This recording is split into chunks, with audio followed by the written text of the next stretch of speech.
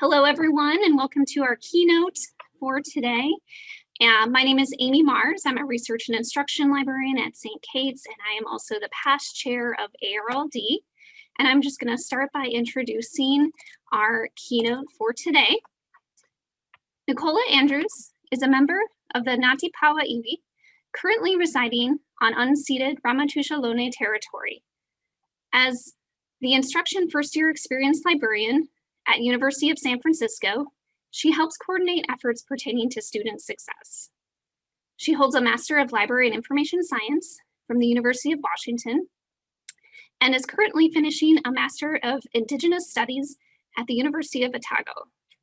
Nicola has received recognition as an ALA Spectrum Scholar, ARL Diversity Scholar, and an ALA Emerging Leader, just to name a few of the many honors that Nicola has received.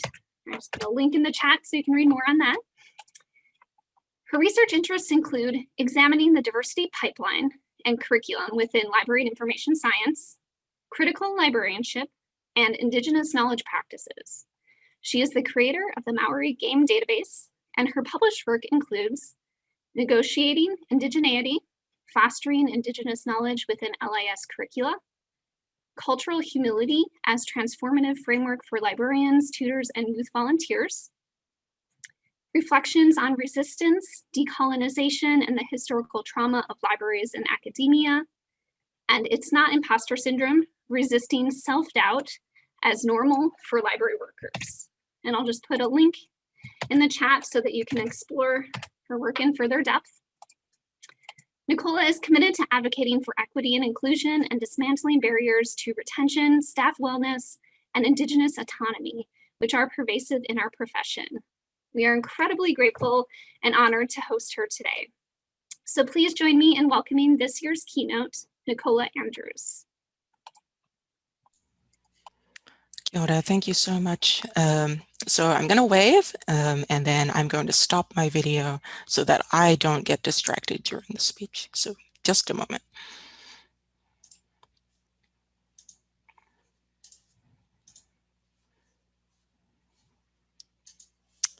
Okay, and Amy, would you give me a thumbs up if this presentation's up? Great. Okay, so I'm going to go ahead and get started. So again, kia ora, welcome to the Minnesota Library Association Academic and Research Library Division Day for 2021. My name is Nicola Andrews, and it's my honor to be your keynote speaker today. So I present to you No More Pipelines, Indigenous Knowledge, and LIS. I'm going to begin with a land and people acknowledgement, which has been generously reviewed by the Sigorate Land Trust. I'm a member of the Ngati Pawa Iwi, and where I come from, it is customary to acknowledge those whose lands we're gathering on and who we are in relationship with. The work I'll be presenting to you today was completed on Ramaytush Ohlone territory, which is one of 50 Ohlone tribes or villages originally within Northern California. The Association of Ramaytush Ohlone has recommended that in lieu of a direct koha or gift to them, that I make one to the Sigorate Land Trust.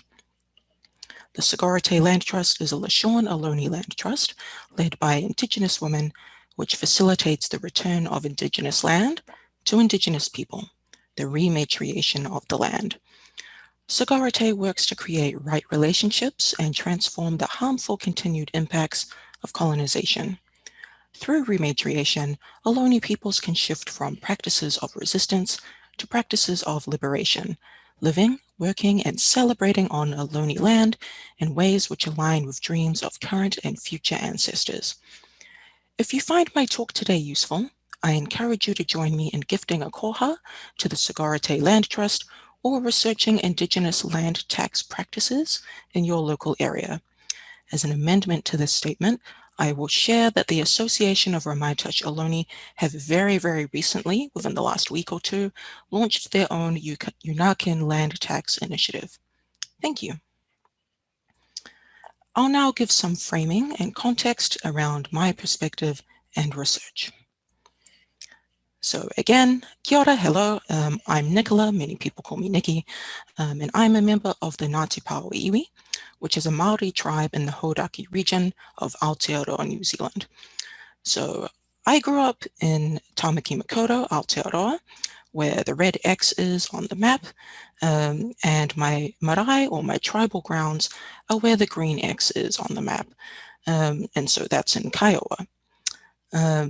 So although I'm Indigenous, it bears stating outright that I'm not Indigenous to North America, and that although there are similarities and solidarities between Māori, Native American, and First Nations cultures, they are not the same, and I'm still continuously learning how to be a good Indigenous accomplice.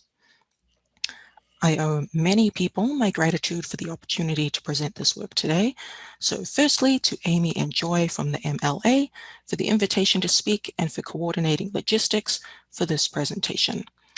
In particular, I'm grateful that the organizing committee accommodated my request to sponsor attendance by Indigenous library workers, and so I do hope that there are many of you in the audience today. My talk is based on work at the University of Otago, which is supervised by Māori scholar Erica Newman.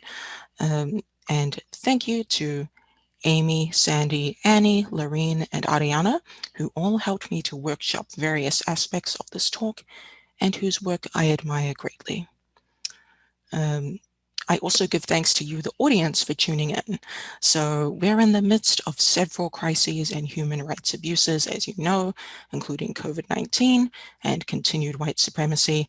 So of all the things you could be doing right now, I'm honored that you've chosen to listen to me. So I hope that you're listening in a way which is comfortable for you, whether that's hanging out with pets or family, checking emails, grabbing a sandwich. I just hope that, that you're situated comfortably.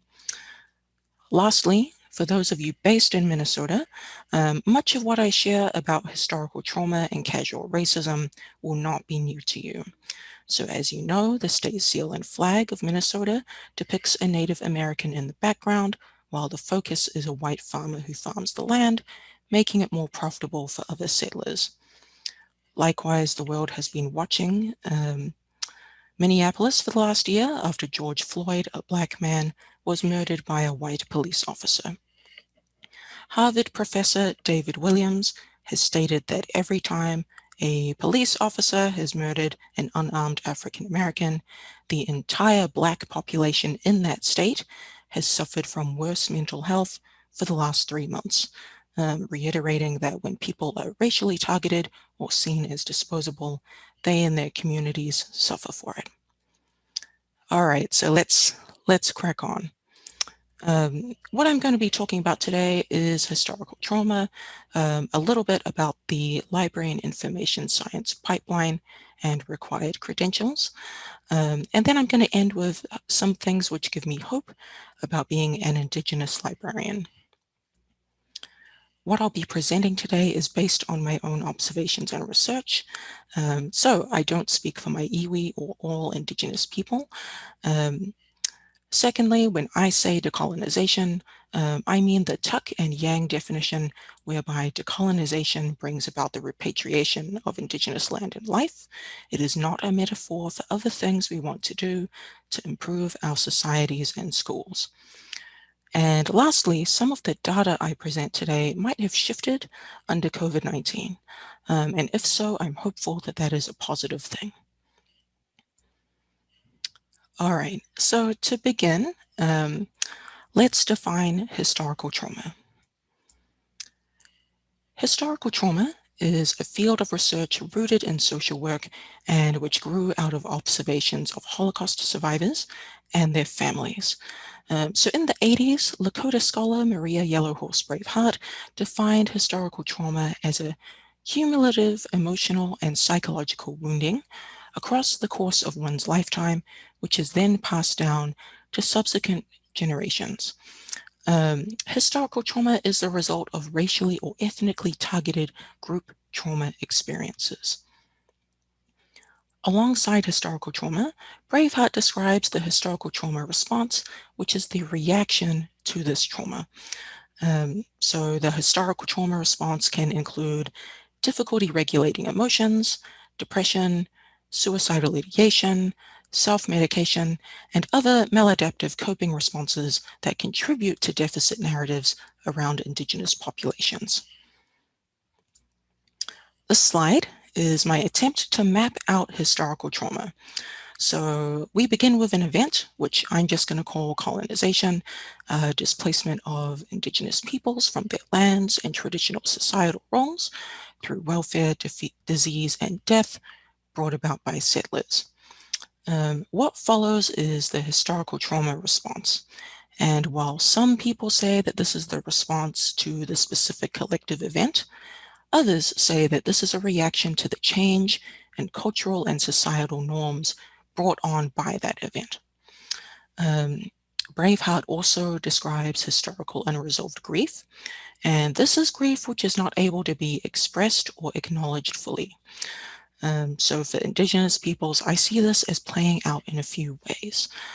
So firstly, we have been dehumanized under settler colonialism, so-called savages, and not seen as people with a full range of emotion. Secondly, colonization doesn't recognize Indigenous people's relationship to land and the expansiveness of our family structures and relationality. And thirdly, colonial powers have outlawed traditional ways of grieving over time. So to give you an example of how this might play out, I'm going to give you an example from my own life. So my mum is Pākehā or white, and my father is Māori. So when my nana on my mum's side passed away, we all got dressed up very properly, and we went to a church service, even though none of us went to church, not even nana. And then afterwards, I think there was a reception with like little sandwiches and pies that nobody really ate. So it was a lovely service, and I do miss my nana very much. But it was also all very proper, and nobody emoted too much. On the other hand, when my nana on my father's side passed away a few months ago, she was given a tangi, or a traditional Māori funeral. So in a tangi, the deceased is taken back to their home, and all the family gathers around them and spends the night together. So everybody sleeps in the lounge with Nana. On the second day, they're taken back to the marae, and all the family goes back with them to our ancestral land. Everybody, including Nana, spends the night in the marae, the meeting house, and there's speeches and family stories shared until the wee hours of the morning. The third day is the official day of speeches and ceremonies, and this concluded with Nana being buried on our ancestral land, and then everybody coming together for a huge feast. So during these 3 days, there's protocol in place, but there's not really a sense of propriety in the same way that there was for my other Nana's funeral. So there's a lot of laughing, crying, singing.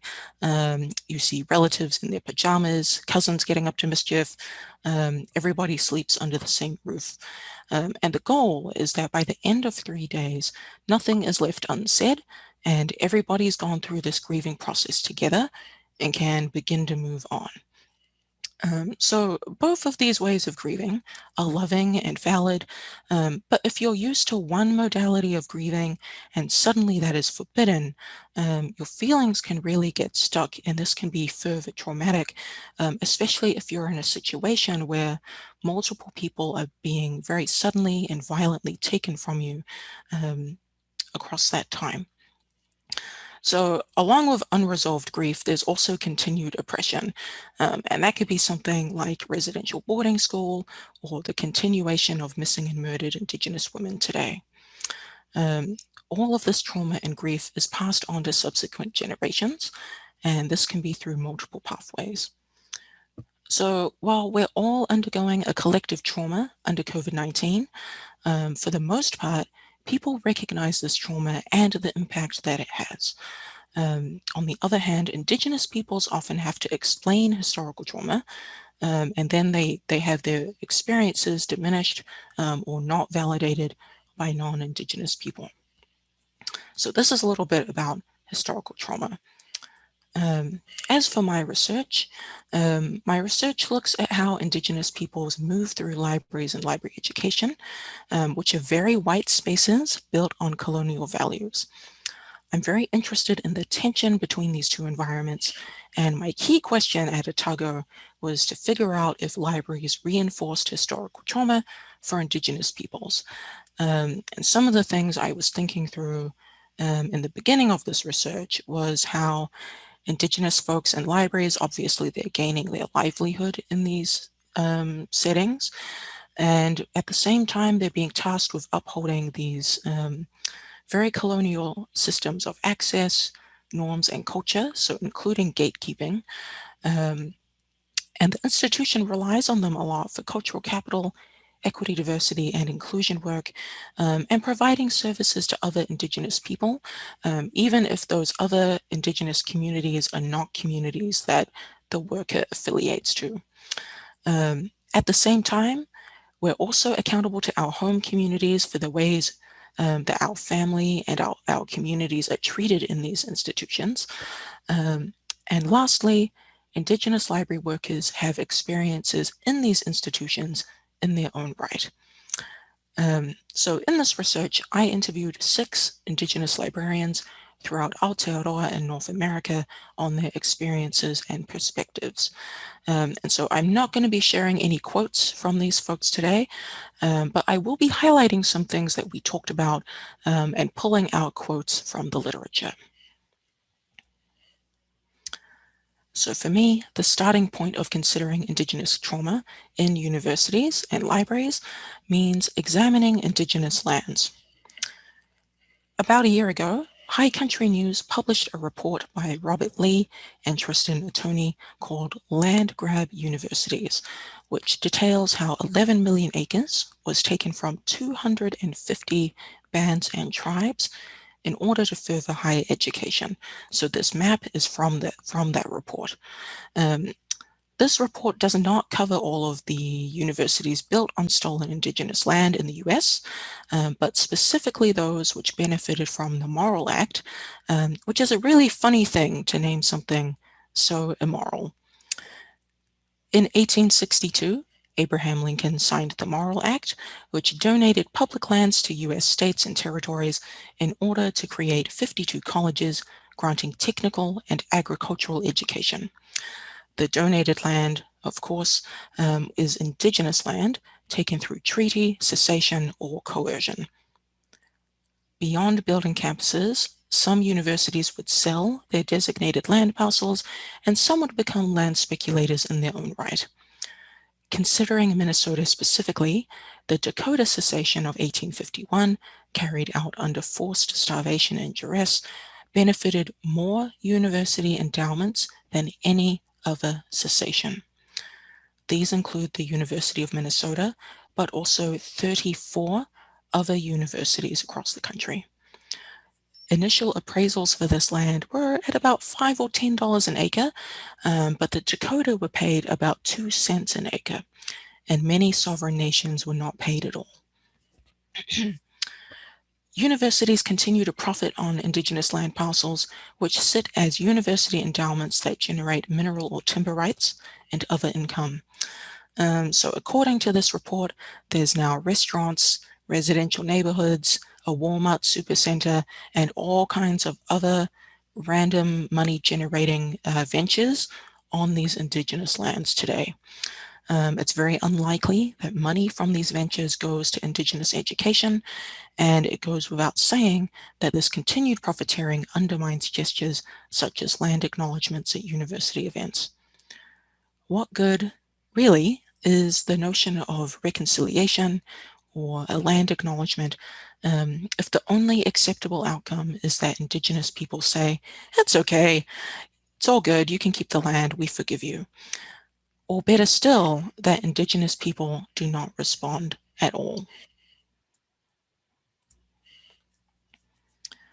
Thinking a little bit more broadly, libraries are positioned to reinforce historical trauma and trauma responses for library users and workers in a number of ways.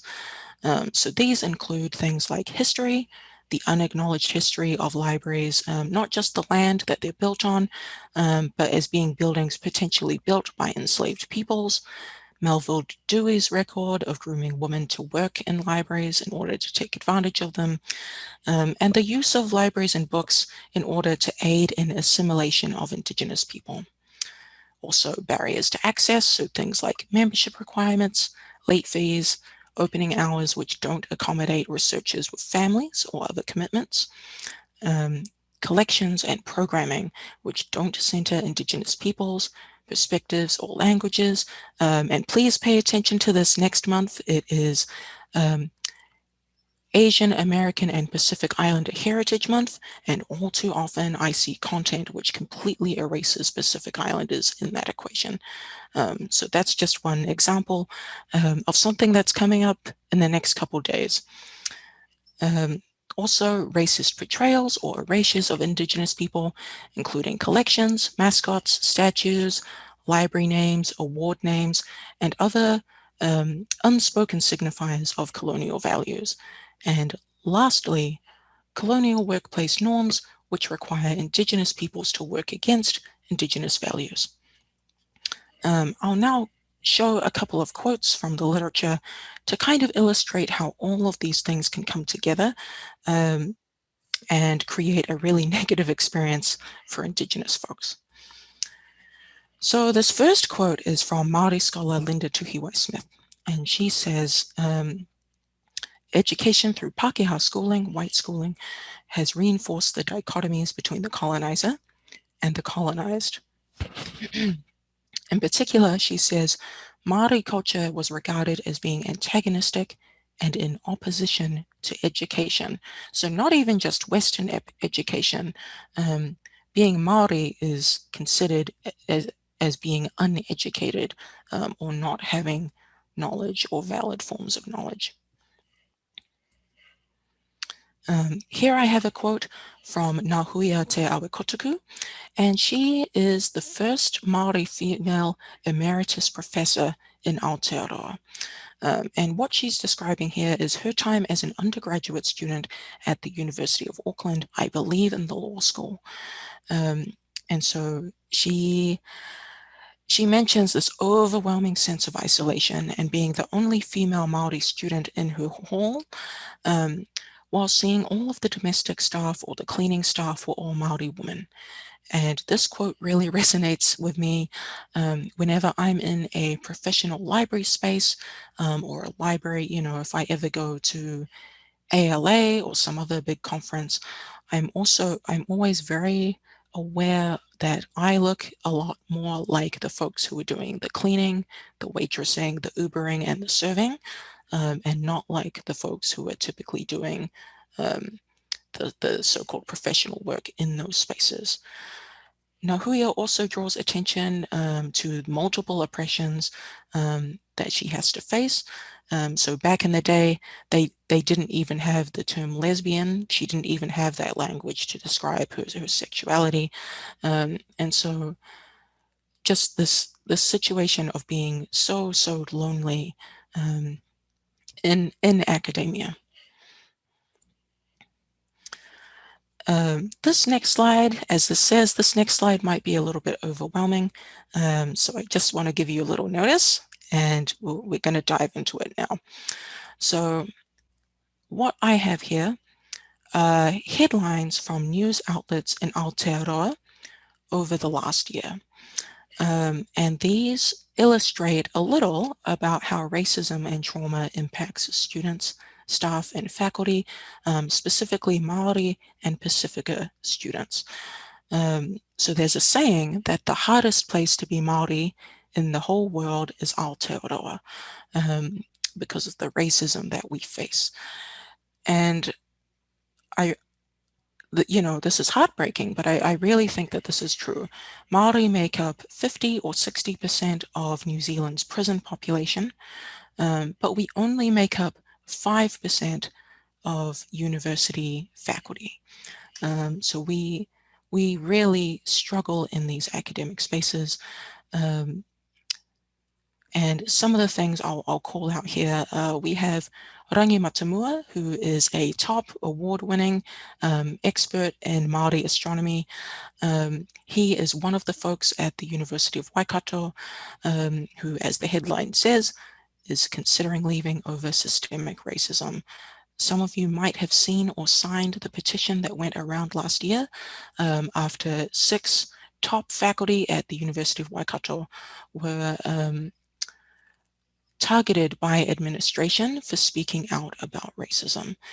So even if you are the expert or the only professor we have in the world about Māori astronomy, academia, at least in New Zealand, is not a safe space. We also have a quote here which refers to Nigel Borrell. He just curated for Auckland Art Gallery an absolutely beautiful entire gallery exhibition of contemporary Māori art. It is the first exhibition of its kind. And right after doing all of that work, he resigned from his position due to racism. So to kind of sum this up, I'll read this quote at the bottom. Māori academics are lonely, isolated, and struggling to be heard. So I'm going to jump now to the library and information science pipeline. All right, we'll get into it. So what does the pipeline look like? Well, I think it's a little bit more of a conveyor belt. But in any case, I've heard librarianship discussed as having a very easy vocational degree, being an easy career to break into, including as a fallback career. However, I'd like to push back on this idea that anyone who has a fondness for reading can quickly or easily become a credentialed librarian. So the data in this section was originally gathered by Jessica Humphreys and myself by scouring websites, curricula, promotional materials for library science programs. I started looking into this before I was a library science student, and I've tried to keep this data updated every year or so ever since. So if you want to be employed as a librarian, the first step in this pipeline is to secure a library science education. So there are currently 63 ALA accredited MLIS programs in North America. So that's 8 in Canada and 55 in the US. For those of you playing back home, there's just one MIS program in Aotearoa, and all 3 of these countries offer certificate, diploma, and undergraduate options as well.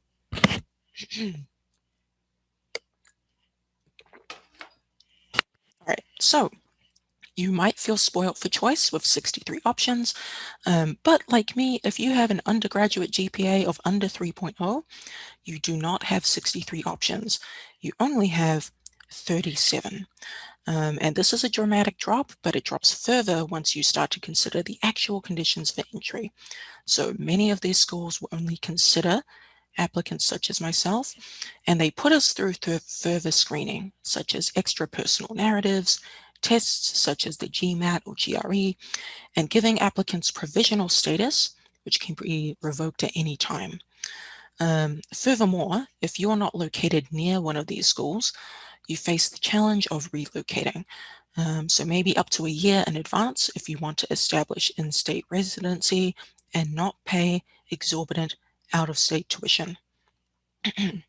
So immediately, we start to see how libraries as institutions market themselves as being welcoming and inclusive while upholding barriers for those who might be interested in library work. And this privileging of prior Western academic performance can really bring up Indigenous family histories of mistreatment at residential boarding schools or schools in general, including being penalized for speaking one's native language or wanting to engage in one's traditional practices or experiential learning, being barred from studying academic subjects in favor of sports or trade subjects, or simply not having the resources to excel in academic spaces. So I wanted to look at what schools would consider applicants with a GPA of under 3.0 and which had an online mode of delivery. And this whittles us down to 27 schools, which is less than half of our initial offerings. Now, once one gets into university, one has to start paying tuition. And what I'm presenting on this slide are the 10 most expensive and least expensive ALA accredited MLIS degrees in North America. What I've listed here are in-state tuition costs for the least amount of credits required to graduate with a degree. I last updated this data about a year and a half ago, or 6 months ago, with checking some of these schools. But regardless of how it's shifted since then, this gives you a snapshot of what we ask people to undertake financially in order to enter the profession, and the potential differences in privilege exhibited by people in different schools. Tuition is far from the only expense one faces in graduate school, and these prices do not include application fees, transcripts, testing fees, textbooks, and so many other expenses, which are especially difficult for folks who don't benefit from intergenerational wealth or from knowing the hidden curriculum and how to access resources. By my math, the most expensive school will cost you just about 80 grand, and schools on the lower end will cost you downwards of $15,000. North Carolina Central University is the most affordable place in the States to get an LIS degree. It's also the only historically Black college or university with a library science program. I'm sad to say that in my library career, I've heard certain schools disparaged or thought of being lesser than. I've even seen job candidates written off on the basis of their education, even when really one could argue that these candidates had good business sense. So if you're on a search committee and something like this comes up, please remember there are many reasons why people choose the schools they do, and that this is an opportunity for search committees to practice anti-racist values. So if in your job description you say what is required is an ALA accredited degree, do not penalize people for your perceived lack of prestige. All right, so what I have here is mapping out the LIS pipeline as I see it. And so what I have here are programs which are designed to recruit people into library and information science and help them succeed. Many of these are aimed at people of color, but not all of them. And so these programs typically operate using a cohort model. So they help folks get a network of peers. There is typically some kind of financial component, whether that is a scholarship or a paid internship or a stipend. And then there is typically a professional development portion as well. So I've broken this up into 4 quadrants. The first quadrant is aimed at undergraduate students, including the only one of these I could find aimed at public libraries specifically. The second quadrant is the one that folks might be the most familiar with. To participate in these programs, you need to be in an ALA accredited MLIS program. The 2 I've listed at the bottom are discontinued, but I thought I'd highlight them anyway, particularly as they are aimed at folks of color. And then we move into the third quadrant, which is for early career folks. And then the fourth quadrant is mid or late career people, specifically looking at admin and leadership positions. So something I want to point out is that the biggest one of these is while you're in library school. So once you've graduated, your formal support and these kind of opportunities start to decrease. So firstly, that's notable in that it doesn't particularly help folks stay in libraries, but also, so as Amy said, I've been very fortunate to participate in many of these programs, and I tend to run into the same folks again and again, which is great, but it also indicates to me that if you don't get in on this pipeline near the beginning, it's much harder for you to be included near the end. And the benefits of these programs are very tangible: financial support, introductions to folks, building community, and making friends. But at the same time, these programs are very competitive. They can feel very scarce and like your only chance of success in libraries, especially if you're a person of color. It can also be very traumatic to force people of color into white spaces that weren't created for them. So these initiatives don't change the conditions at predominantly white and colonial spaces. The focus is on making people of color aware of what is required to succeed in these spaces, not especially making them comfortable. So how are we doing? How is all of this doing? Well, you've seen this data before. This is the ALA members by race or family origin data that came out a few years ago. And you can see that there's just 1.4 of ALA members at that time, which identified as being Hawaiian, Pacific Islander, American Indian, or Alaska Native. So it's arguable that we're not doing particularly well with this approach. And in regard to pipelines, as Indigenous peoples throughout the world can attest, pipelines are created without our consent, and with the narrative that pipelines signal progress that we are holding back. So for example, you might have heard institutions claim that people of color just don't want to move here, or they just don't want to work here. Pipelines promise the smooth delivery of materials from one point to another, but pipelines can leak and create toxicity in the environment. Pipelines also require their materials to travel uniformly, and when this doesn't happen, the results can be further traumatizing. Lastly, while recruiting pipelines can be beneficial, we mustn't forget about other more insidious institutional occurrences, such as the school-to-prison pipeline. And Linda Tuhiwai-Smith says, experience should have taught us to be wary of those who bear gifts and those who may have come to rescue us. So moving on to look at how Indigenous knowledge is situated in these library schools, of the 64 total schools I surveyed, only 11 offer any curriculum content regarding the needs of Indigenous peoples in libraries. So I've listed those here, 10 in North America and 1 back home.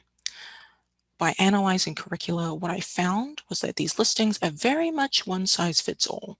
So Indigenous knowledge or meeting the needs of Indigenous patrons, it's an elective subject in the LIS curriculum and one which is offered infrequently and largely taught by non-Indigenous faculty.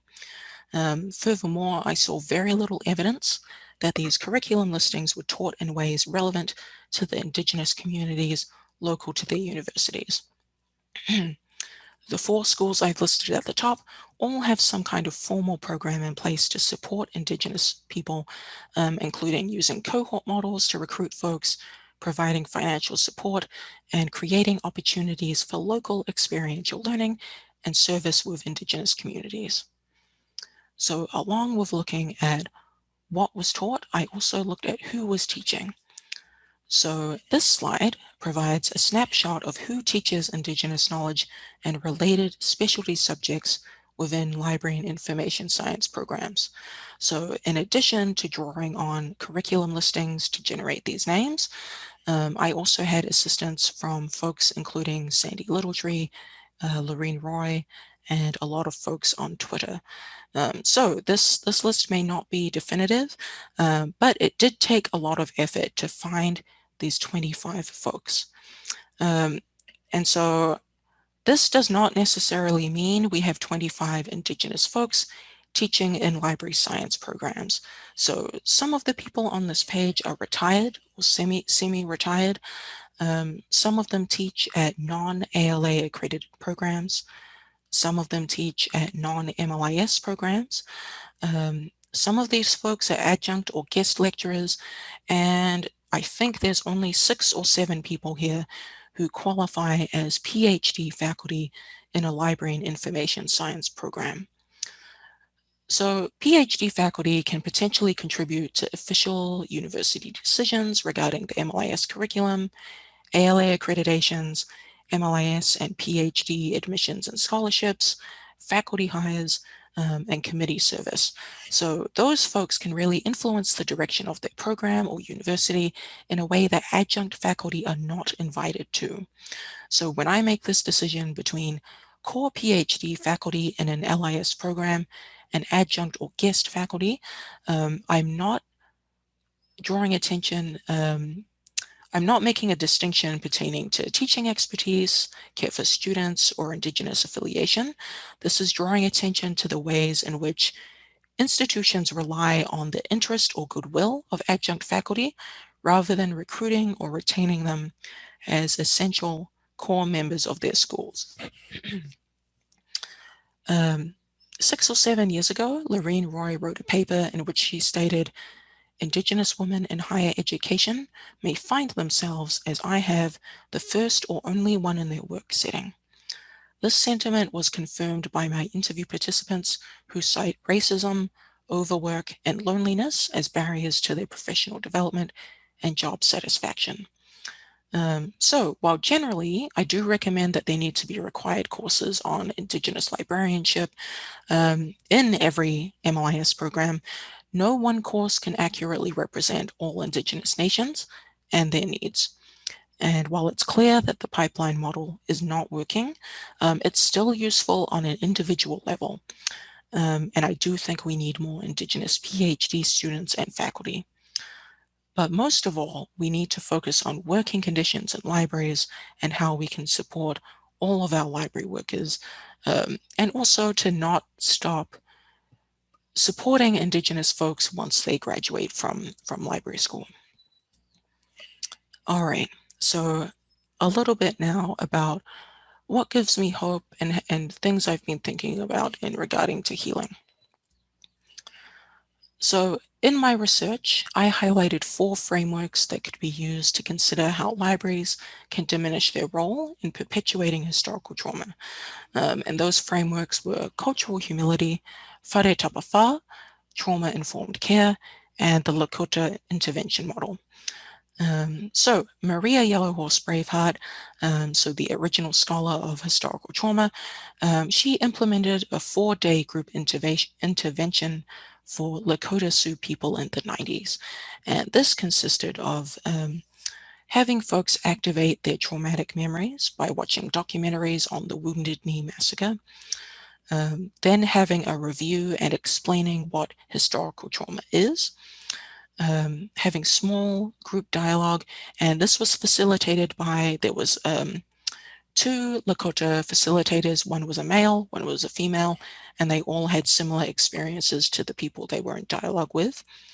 Having a traditional Lakota ceremony to promote healing, and then following up with discussion and checking in after this official 4-day program.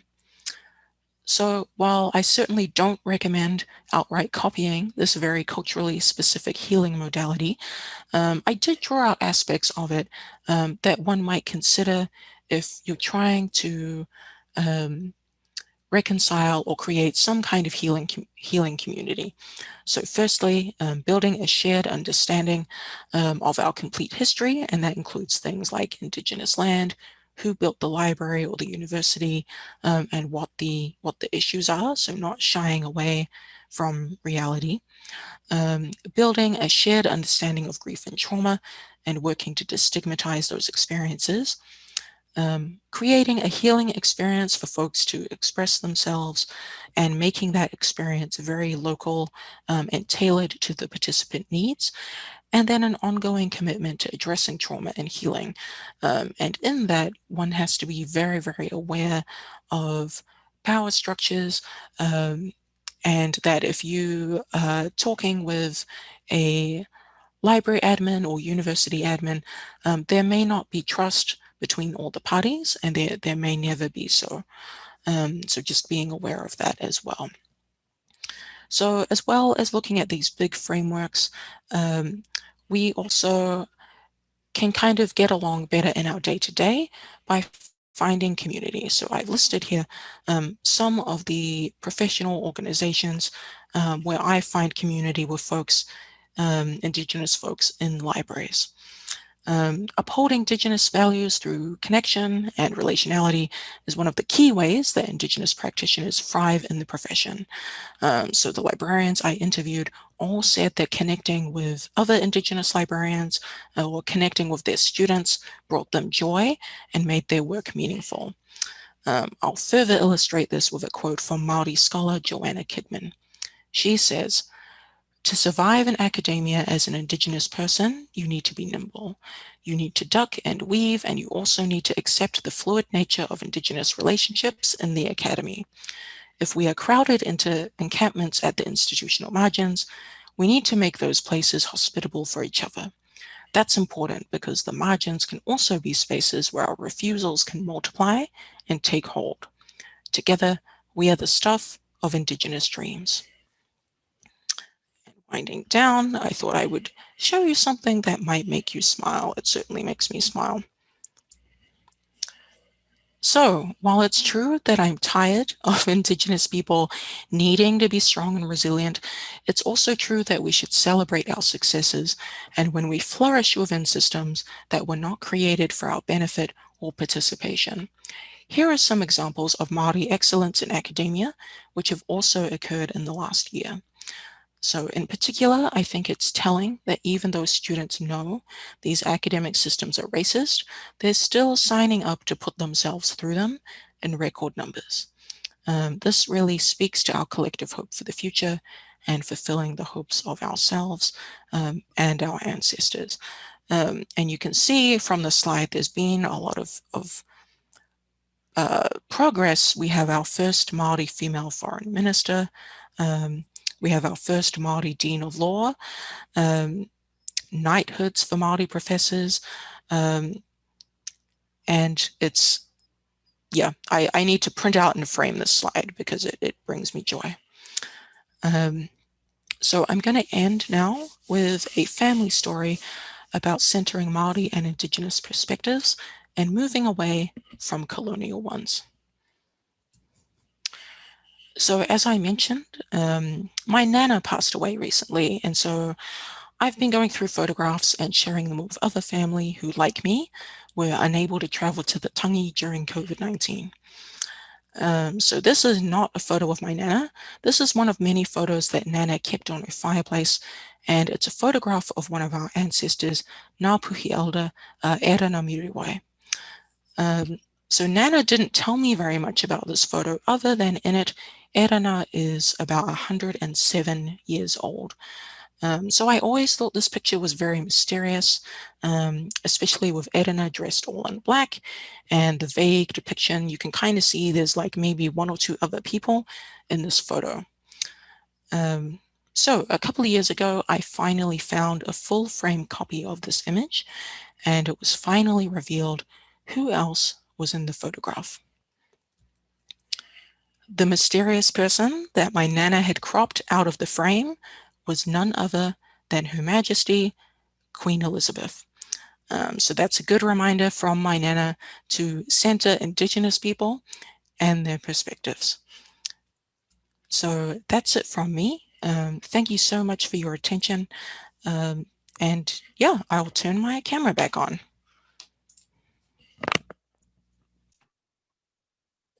Let's all take a moment to show our appreciation and thank Nicola Andrews for her excellent talk.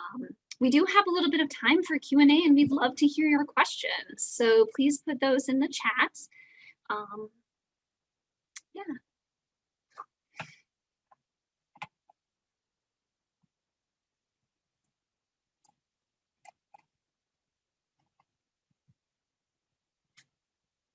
You're getting lots of love in the chat.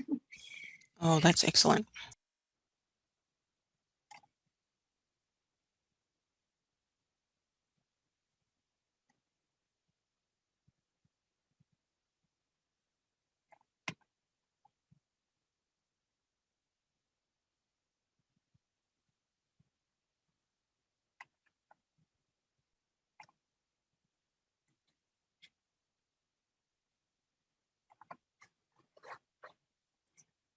Does anybody have any questions?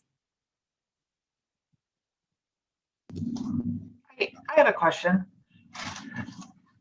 So in your presentation, you talked about how some schools are offering in the LIS program classes on Indigenous peoples, and you said some of them aren't that good, or they're taught by white women or white people.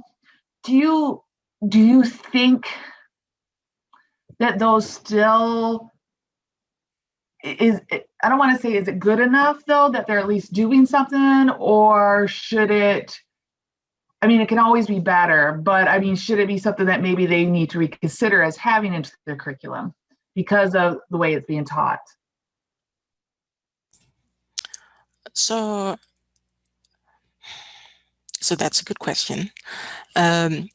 So I would say it depends, right? So some of these schools, it's my understanding that the official professor is somebody who's not Indigenous, but they are introducing a lot of Indigenous scholars and readings and frameworks, and often bringing Indigenous scholars in as guest lecturers. So I would say there's probably some Indigenous autonomy in those situations, but there is also a big power imbalance, right? If the person getting the big paycheck is white, and maybe the person whose students are emailing is an adjunct or someone who's not getting that big paycheck. So I guess my answer is it depends. Because that class could be taught well or perhaps not. There's no real way to know without being in the class. And so yes, I imagine some students will certainly say it's better to have a little representation than none at all, whereas some folks may not have that reaction. Melissa, you have your hand raised. Thank you so much, Nikki. That was such a powerful presentation, so moving, and so much for us all to consider and to keep at the forefront of our work. I do have a question, and I know this is really hard, but for librarians or LIS faculty who don't have any connections to Native communities, I mean, I know that it's essential to build authentic relationship before you can even ask anything of any Native person. And I know that how important that is, but do you have any ideas or suggestions about how to even start building those relationships? Right, and that's tricky, and it's going to, again, it's going to vary from one nation to another. So I guess if there's a particular nation that you have in mind, my first attempt would probably see if they have a particular tribal center, or if they have a land tax initiative or something like that, and just kind of reaching out to them and being straight up and just seeing what they have to say. And if the answer happens to be, well, maybe not right now, that is something that you might encounter. But then again, maybe not. If you are at a university, I would also reach out to any student groups or your cultural centers that you may have. Thank you for that question. Pete has written in the chat, thank you for your enlightening talk and sharing this important information. And he's referring to the slide where you list some ideas for creating healing and reconciliation in the local library context. And he asks, do you have a feeling on which of these ideas or steps can be the most challenging or have the most impact alternatively? And he's wondering for libraries that want to start embarking on the work. Got it. So, so the Lakota intervention model is something which obviously was created to heal trauma in very specific individuals in a very specific community. I certainly would not make a big event like that your first step, if at all. So I would probably start with, if you're speaking for a library in particular, I would probably start with doing an audit. There is, I'll try to remember to post this online later. There's a great little article called the Unpacking the Knapsack of White Settler Privilege. And it's based on the notion of Peggy McIntosh's invisible knapsack of privilege.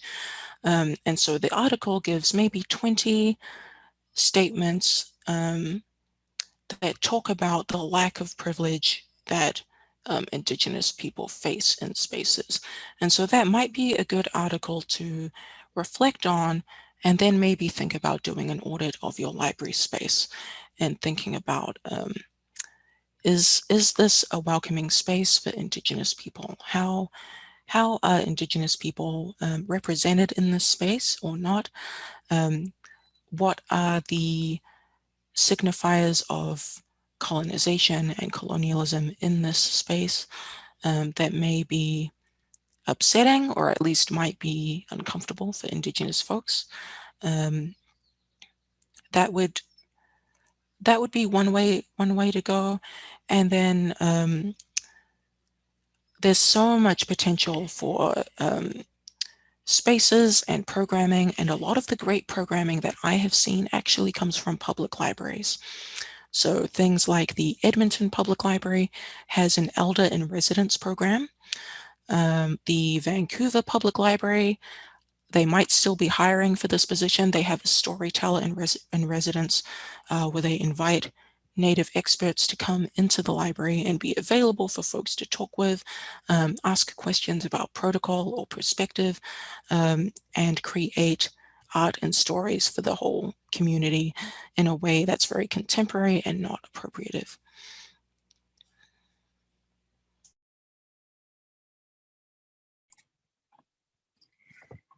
So we are actually out of time.